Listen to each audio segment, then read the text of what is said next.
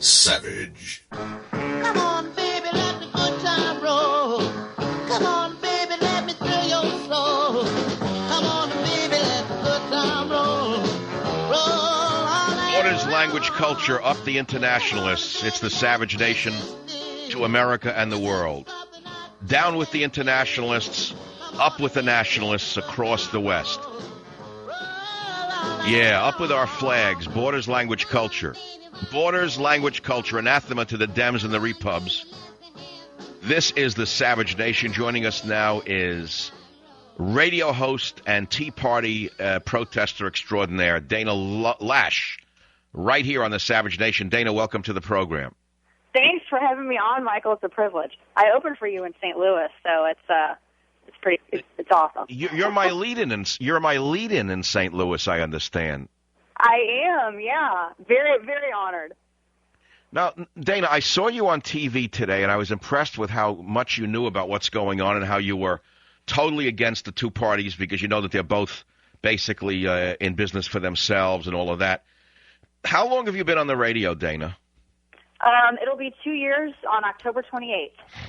Now, how did you begin your conservative awareness? How did this start? Oh my goodness! Well, I scare a lot of people when I tell them that I was raised as a Southern Democrat.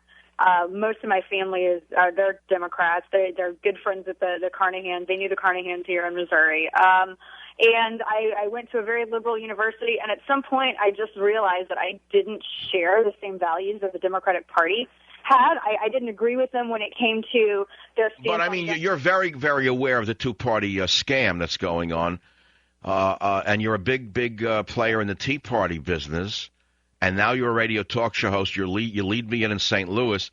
Have you listened to my show for any period of time? Had you listened to it prior to joining that station? Yeah, I had, actually. I had listened to your show. Did I brainwash you in any way? I think that you may have had a little bit of an effect.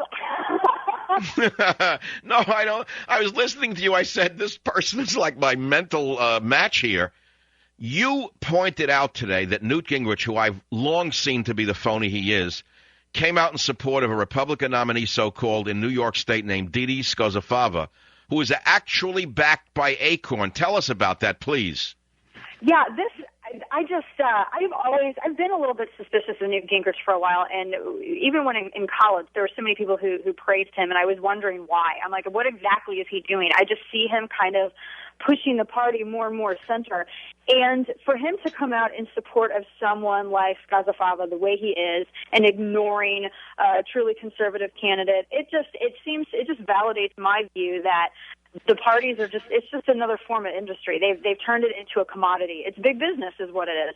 And it's infuriating because they're trying to pander to the Tea Party movement. I'm actually aggravated because I think Newt Gingrich tried to co-opt the Tea Party movement with his American Solutions just a little while back. He had this YouTube video and he went on saying, "You're invited to a Tea Party," and it sounded kind of nerdy, and I was very suspicious of it then, and now seeing him come out in support of someone who's not even a rhino. This chick is a liberal. She is a liberal through and through. And to see him come out in support of someone like this, I'm kind of shocked. And then he says that this is the new Republican revolution. Well, what exactly? No, he's always been a fraud. You know, I wrote a book years ago called The Political Zoo, which, by the way, Dana, I'm going to have a copy sent to you, a complimentary copy. In this book, I gave animal names and Latinized names to various politicians and media figures, which explains why I'm so popular in the media. And Newt Gingrich was one of them, and I named him the Georgia Gopak tick, Spinellus cavinian. And the picture of him is that of his head on a tick. You could see why I'm not too popular in Republican headquarters. Oh, but I love it, though. You know what? You need someone to call him out like that. And I think that's what this Tea Party movement has been. It's been sort of like the checks and balances that we haven't had for these two parties because conservatives have been asleep for the past 8 years. And then they lose an election and they realize exactly who's holding the reins of power in the GOP, and they realize that conservatism isn't synonymous with Republican. And a lot of people have woken up, and now we have the GOP asking, "Well, what's going on? Why are you not supporting us?" Well, because you guys are fakes. That's why there's so few actual conservatives that I'm seeing in the GOP. Well, remember, George Bush drove all the conservatives that could get anywhere out of the Republican Party over 8 years. His group, spent as much time destroying the conservative movement as the Obama administration is doing. Well, yeah, the Patriot Act was an absolute disaster, the Wall Street bailout. I mean, and this is the thing that a lot of people don't understand. I mean, the Patriot Act, that was bad by itself, but then it also set up this next president to be even worse, and going off of someone who espoused himself to be a conservative. I mean, this is a Republican-passed thing from a Republican president, and here we have this someone who's pushing forth socialist policies, who is being able to do so because of this act. I mean, yeah, I mean that wasn't conservative at all, and that's kind of what lost me with that. I've never ever identified myself as a Republican, and I feel I'm not even a member. So Dana, how are you received in the city? You live in a southern city, correct? In which city again? St. Louis. Well, St. Louis is very Democrat, isn't it? Oh yeah, it is.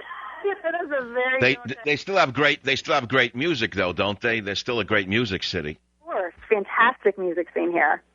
Yeah, I never forget to this day when I was once a traveling salesman in my youth. I had to visit St. Louis on business, and the cab driver said, "You really love jazz? You better go over to East St. Louis," and I did, and I never forget it as long as I live. That was some night for me. But getting back to the Tea Party, when is the next big Tea Party protest, Dana? There's a bunch of different groups around the country that have rallies every day. I know that there is a rally in Kirkwood, just about 20 minutes south of St. Louis City. Tonight... But Dana, here's what worries me. When I saw that the biggest one that came to Washington was organized by Dick Armey, it really alarmed me, because Dick Armey is very much like Newt Gingrich, isn't he? Can I be incredibly blunt about Freedom Works? I think that it's an opportunistic organization. Here in St. Louis, when Bill Hennessy and myself were putting together one of the first Tea Parties here in the Midwest, Freedom Works tried to strong-arm its way in February. Anywhere there was a camera, there was someone from Freedom Works in front of it. They did not offer to help us, and in fact, they made our organization... Yeah, well, that's what I'm saying. Dick Armey is not a reliable supporter of Tea Parties. He's another Newt Gingrich, another Republican, and like a tick, he also was trying to get into your organization and undermine it from within. They're like the HIV virus, these people. They go in and they mimic the actual operatives of your organization, and then they do what they want to do. It's astounding what's going on, Dana, but these are very, very powerful people with unlimited resources trying to destroy an American movement like yours. Dana, I'd like to ask you a favor, which is when you next put together a Tea Party group, a big one, would you call me so we can get together again on the radio and talk about what you want to, get out to the American people? Of course. I would love to. Thank you for offering. And I'm going to send you a free copy of Banned in Britain because I'd like you to talk about it as well. Of course. I think that's a travesty.